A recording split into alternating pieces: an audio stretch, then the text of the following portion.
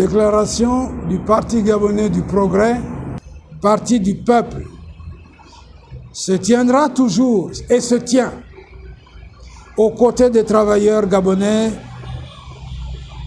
de villes et de campagnes, se tient aux côtés des simples gens et apporte son soutien total à la dynamique unitaire, apporte son soutien total au président Jean-Rémy Yama, président de Dynamique Unitaire et président du SNEC.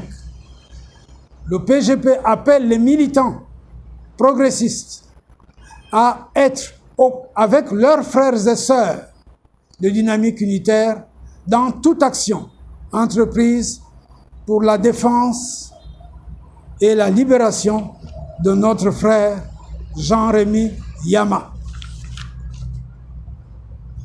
Le PGP exige la libération sans condition du président du SNEC, du président de Dynamique Unitaire, Jean-Rémy Yama, détenu arbitrairement dans des conditions qui mettent sa vie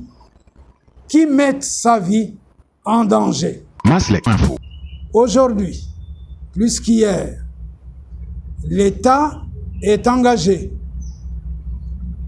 enragé, privatisé par une oligarchie illégitime qui orchestre des manœuvres et des intrigues favorisant l'immobilisme et la malgouvernance et constitue un frein à l'état de droit au Gabon. Tout ce désordre met en péril le vivre ensemble des Gabonaises et des Gabonais. Crise du système judiciaire, gangréné par la partialité, l'emprisonnement d'innocents, alors que les vrais coupables qui pillent notre pays sont en liberté. Cette crise a été dénoncée par le syndicat de la magistrature. Chers compatriotes, la Déclaration universelle des droits de l'homme, en son article 11, dit ceci, je cite, « Toute personne accusée d'un acte délictueux est présumée innocente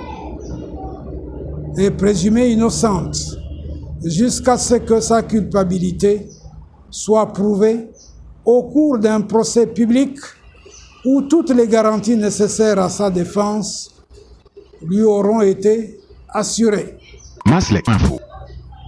Chers compatriotes, nous nous intéressons aujourd'hui, vous le voyez bien, au cas particulier de Jean-Rémy Yama, président de Dynamique Unitaire, président du SNEC, Syndicat national des enseignants et chercheurs gabonais, qui a été jeté en prison sans avoir reçu une convocation écrite, ni comparaître devant les magistrats, et encore moins sans connaître le mobile de son emprisonnement. C'est en pleine prison qu'on lui signifie qu'il est emprisonné pour abus de confiance, je cite, et fin de citation, pour abus de confiance. Le PGP trouve humiliant le traitement accordé aux retraités du secteur public, une pension provisoire qui ne figure dans aucun texte de loi. Les retraités du secteur public vivent le calvaire, car leur pension varie entre 100 et 300 000 francs par mois, dans un pays où l'inflation est galopante. Conséquence, beaucoup d'entre eux meurent chaque jour sans pouvoir satisfaire leurs besoins élémentaires, faute d'argent. L'État se préoccupe plutôt de leur assurer des funérailles en offrant aux familles des gerbes de fleurs et des cercueils. C'est le seul cadeau que l'État leur reconnaît à la fin de ce parcours sur Terre. Crise du système éducatif inadapté. Un taux de scolarisation élevé, le plus élevé d'Afrique centrale, d'Afrique subsaharienne, le plus médiocre du continent. Crise du système médical qui n'est pas au service du citoyen. Manque de médicaments, de plateaux techniques, de moyens pour sauver des vies. À propos de l'achat de médicaments, le PGP pense que la gestion de la CNAMGES devait revenir aux seules pharmacies des hôpitaux pour 2 raisons.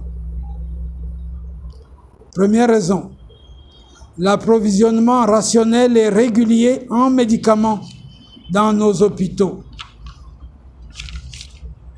Deuxième raison, la prise en charge rapide et efficace des malades. Le système de retraite est en danger. À quand la fin de ce calvaire?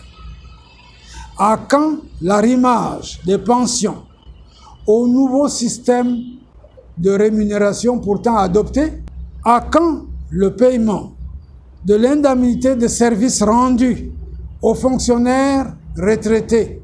C'est indu, c'est dans les textes de la République. À quand le paiement de rappel des soldes?